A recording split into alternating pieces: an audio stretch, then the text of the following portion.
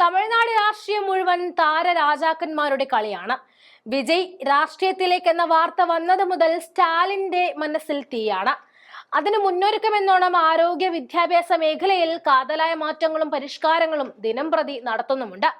ഇതാ മുഖ്യമന്ത്രി MK സ്റ്റാലിന്റെ മകനും മന്ത്രിയുമായ ഉദയനിധി സ്റ്റാലിൻ തമിഴ്നാട് ഉപമുഖ്യമന്ത്രിയാകുമെന്ന വിവരം വീണ്ടും ചർച്ചയാവുകയാണ്. ഏകദേശം അത് ഉറപ്പിക്കുകയാണ് സ്റ്റാലിൻ. ഇത് സംബന്ധിച്ച തീരുമാനം ഉടനെത്തുമെന്നാണ് റിപ്പോർട്ടുകൾ വരുന്നത്. നിലവിൽ യുവജനക്ഷേമ കായിക വകുപ്പ് മന്ത്രിയാണ് ഉദയനിധി സ്റ്റാലിൻ. മകൻ ഉദയനിധിയെ ഉപമുഖ്യമന്ത്രിയാക്കുമെന്ന സൂചന അമേരിക്കയിൽ നിന്നും മടങ്ങിയെത്തിയപ്പോൾ സ്റ്റാലിൻ നൽകിയിരുന്നു. നിങ്ങൾ വിചാരിക്കുന്ന കാര്യം സംഭവിക്കുന്ന സാഹചര്യം ഉണ്ടാകുമെന്നാണ് സ്റ്റാലിൻ മാധ്യമങ്ങളോട് പ്രതികരിച്ചത്.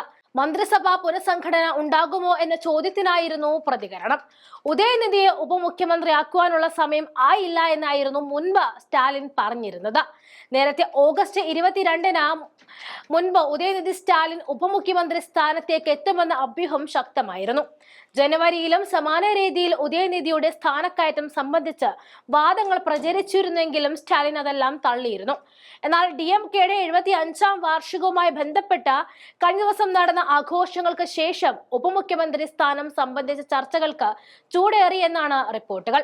നിലവിൽ BJPയുടെ വലിയ വിമർശകനാണ് ഉദയനിധി സ്റ്റാലിൻ എന്നതാണ് കേന്ദ്രത്തെ സംബന്ധിച്ച് ഏറ്റവും വലിയ വെല്ലുവിളി. നേരത്തെ കരുണാനിധി മുഖ്യമന്ത്രി ആയിരിക്കെ 2009-ലെ ലോക്സഭാ തെരഞ്ഞെടുപ്പിന് പിന്നാലെയായിരുന്നു സ്റ്റാലിനെ ഉപമുഖ്യമന്ത്രിയാക്കിയത്. സ്റ്റാലിന്റെ പാതയിൽ തന്നെയാണ് ഉദയനിധിക്കും വഴിയൊരുക്കും എന്നാണ് റിപ്പോർട്ടുകൾ. സർക്കാരിൽ കൂടുതൽ ആധിപത്യം സ്ഥാപിക്കുന്നതിനും ഭരണത്തിൽ പിതാവിനെ സഹായിക്കുന്നതിനും വേണ്ടിയിട്ടാണ് സ്ഥാനക്കയറ്റത്തിലൂടെ ലക്ഷ്യം വെക്കുന്നത് എന്നാണ് ദേശീയ മാധ്യമങ്ങൾ റിപ്പോർട്ട് ചെയ്തത്. 2026-ൽ നിയമസഭാ തെരഞ്ഞെടുപ്പ് ആകുമ്പോഴേക്കും കൂടുതൽ ഉത്തരവാദിത്തം ഏറ്റെടുത്ത് ഉദയനിധി സ്റ്റാലിനെ പാർട്ടിയുടെ മുഖമായി മാറ്റുവാനും പുതിയ തീരുമാനത്തിലൂടെ ലക്ഷ്യമിടുന്നുണ്ടെന്നാണ് വിലയിരുത്തൽ. DMKയുടെ യുവജന വിഭാഗം നേതാവായ ഉദയനിധി ചെപ്പോക്ക് തിരുവല്ലക്കേനി മണ്ഡലത്തിൽ നിന്നുമുള്ള MLA ആണ്. 2022 ഡിസംബറിലാണ് അദ്ദേഹം മന്ത്രിയായിട്ട് സത്യപ്രതിജ്ഞ ചെയ്തത്.